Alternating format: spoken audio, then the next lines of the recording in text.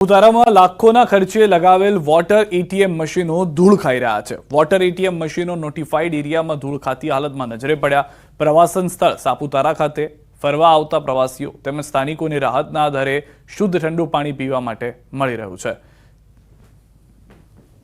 ગુજરાત રાજ્યનું એકમાત્ર ગિરિમથક સાપુતારા ખાતે લોકોને પીવાના પાણીની સુવિધા માટે વોટર એટીએમ મશીનો મૂકવામાં આવ્યા, પરંતુ શો માટે મૂકેલા હોય તેવું હાલ તો લાગી રહ્યું છે।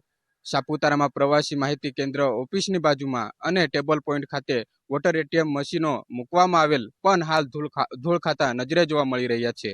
વોટર એટીએમ મશીનો હાલ બિનઉપયોગી બનતા સાપુતારા નોટિફાઈડ એરિયાના અધિકારીઓની બેદરકારી સામે આવી છે। દિનકર બંગાળ, ન્યૂઝ 18 ગુજરાતી। તો સુરતમાં બોગસ તબીબો દ્વારા હોસ્પિટલ ચાલુ કરાવવા મામલે કાર્યવાહી કરવામાં આવી છે। હોસ્પિટલને એનઓસી ના હોવાને લઈને ફાયર વિભાગે કર્યું છે સેલ। ત્યારે આરોગ્ય વિભાગની ટીમ હોસ્પિટલ અને સ્થળ વિઝિટ માટે પહોંચી હતી। તપાસ બાદ હોસ્પિટલના માલિકને બોલાવી તમામ ડોક્યુમેન્ટ ચેક કરીને નોટિસ આપશે। આરોગ્ય વિભાગના રિપોર્ટ બાદ પોલીસ દ્વારા કાર્યવાહી કરવામાં આવશે। સુરતના પાંડેસરા વિસ્તારમાં રવિવારને દિવસે સેવા મલ્ટી સ્પેશિયાલિસ્ટ હોસ્પિટલનું ઉદ્ઘાટન કરવામાં આવ્યું હતું। જો કે સોમવારે હોસ્પિટલનો વિવાદ આવ્યો હતો કે હોસ્પિટલ રજિસ્ટ્રેશન નથી, બોગસ છે, એની અંદર કામ કરનાર અધિકારી બોગસ છે। આ તમામ ફરિયાદો વચ્ચે આરોગ્ય વિભાગની ટીમ છે, મેડિકલ આરોગ્ય વિભાગની ટીમ પહોંચી છે। ડૉક્ટર અનિલ પટેલ આપણી સાથે છે। અનિલભાઈ, ચેકિંગમાં આવ્યા છે, કયા પ્રકારનું ચેકિંગ છે, શું ફરિયાદ મળી છે અને આજે શું કાર્યવાહી? જનસેવા મલ્ટી સ્પેશિયાલિટી હોસ્પિટલ થોડા દિવસ પહેલાં એનું શરૂ કરવામાં આવ્યું હતું। એટલે અત્યારે જે ક્લિનિકલ એસ્ટાબ્લિશમેન્ટ એક્ટ મુજબ એના ક્રાઇટેરિયા અને પ્રમાણપત્રો, એનઓસી, ડૉક્ટર્સના પ્રમાણપત્રો એ યોગ્ય છે કે નહીં એક્ટ મુજબ તેની ચકાસણી માટે આવ્યા છીએ। આ હોસ્પિટલ રવિવારના દિવસે ઉદ્ઘાટન કરવામાં આવ્યું હતું, તો આના રજિસ્ટ્રેશન માટેની કોઈ એપ્લિકેશન ઓનલાઈન કરવામાં આવી હતી ખરી? જે તે દિવસે કરવામાં આવી નહોતી।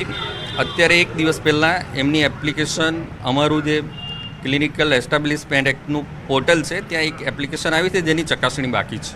અત્યારે અહીંયા આવ્યા છો, ઓલરેડી હોસ્પિટલને સીલ મારેલી છે, તો હવે કયા પ્રકારની કાર્યવાહી, કયા કયા વિભાગને બોલાવવામાં આવ્યા છે? અત્યારે અમારું જે આરોગ્ય વિભાગ છે એમાં જે અમારી ટીમ છે એના મેમ્બર્સ અત્યારે ઉપલબ્ધ છે।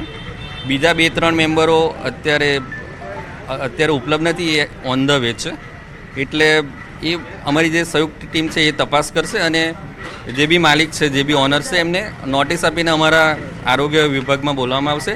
કેમેરામેન ભરત બ્રહ્મભટ્ટ સાથે કીર્તેશ પટેલ, ન્યૂઝ 18 ગુજરાતી, સુરત। પહેલા અમદાવાદથી પણ વાત કરી લઈએ। જાણકારી મળી રહી છે તે પ્રમાણે કાગડાપીઠમાંથી ફરાર આરોપી ફરી પકડાયો છે। અમદાવાદના કાગડાપીઠ વિસ્તારમાંથી જે ફરાર આરોપી હતો તે ફરી પકડાઈ ગયો છે। પોલીસે આરોપીને વટવાથી ધરપકડ કરી ચૂક્યું છે।